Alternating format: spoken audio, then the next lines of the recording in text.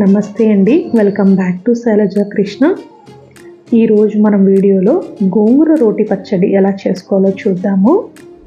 ముందుగా ఒక ప్యాన్ తీసుకొని దాంట్లో కొంచెం ఆయిల్ వేసుకోవాలి. దాంట్లో పచ్చిమిరపకాయలు వేసి బాగా వేపుకోవాలి. పచ్చిమిరపకాయలు కొన్ని వెరైటీలు కొంచెం ఘాటు ఎక్కువ ఉంటుందండి, కొన్ని ఏమో తక్కువగా ఉంటాయి. సో అవి చూసుకొని దానికి తగ్గట్టుగా మనం వేసుకోవాలి. బాగా వేగిపోయిన తర్వాత ఒక కప్లో తీసి పక్కన పెట్టుకోవాలి.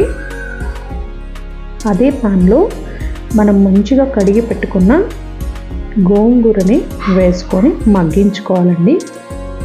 గోంగూర మగ్గడానికి ఎంతో టైం పట్టదండి. నేను వచ్చేసి ఎర్ర గోంగూర తీసుకున్నానండి. ఎర్ర గోంగూర కొంచెం పులుపు ఎక్కువగా ఉంటుంది, రోటి పచ్చళ్ళకి చాలా బాగుంటుంది.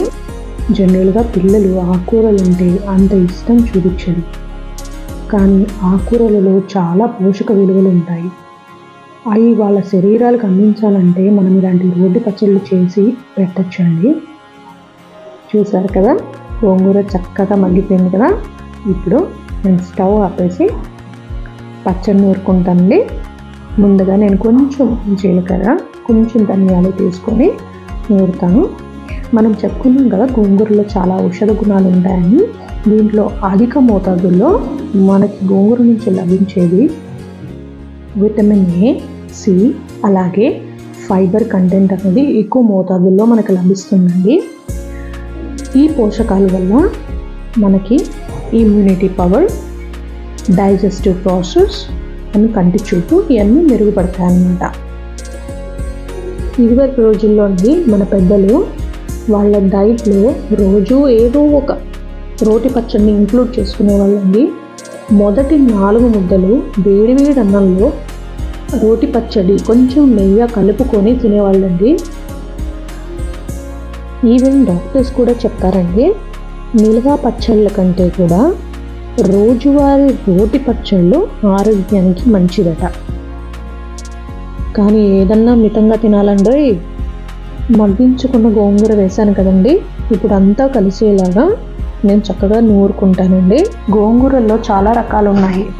తెల్ల గోంగూర, ఎర్ర గోంగూరలో 2 రకాలు ఉన్నాయండి. మొత్తం ఆకు కాడ కూడా ఎర్రగా ఉంటుంది. ఒకటేమో ఓన్లీ కాడ మాత్రం ఎర్రగా ఉంటుంది. ఇంకోటి పచ్చడి గోంగూర అని ఉంటుందండి, అది నిల్వ పచ్చళ్ళకి వాడుతూ ఉంటారు. గోంగూర పుల్లగా ఉంటుంది కదండి, అందుకే దానికి కొంచెం ఉప్పు ఎక్కువగా పడుతుంది. అది చూసుకొని మీరు కలుపుకోవాలన్నమాట. కొన్ని పచ్చి ఉల్లిపాయ ముక్కలు యాడ్ చేస్తున్నానండి. వాటిని మెత్తగా రుబ్బాల్సిన అవసరం లేదు, కచ్చా పిచ్చాగా నూరుకుంటే సరిపోతుంది.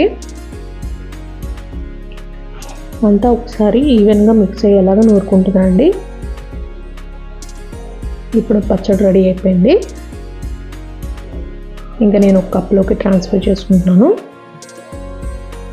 మా చిన్నప్పుడండి మా అమ్మమ్మ రోటి పచ్చళ్ళు చేసినప్పుడల్లా ఆ రోట్లో కొంచెం వేడి అన్నం వేసి కలిపి ముద్దలు పెడతా ఉండేది. అసలు ఆ టేస్ట్ అసలు మాటల్లో చెప్పలేమండి, అంత టేస్టీగా ఉంటుందన్నమాట. ఇలాంటి మెమోరీస్ మీకు కూడా ఉంటాయి కదా. మీకు ఉన్నట్టయితే నాకు కమెంట్ చేసి చెప్పండి, లేదంటే ఒక లైక్ అన్నా చేయండి వీడియోకి.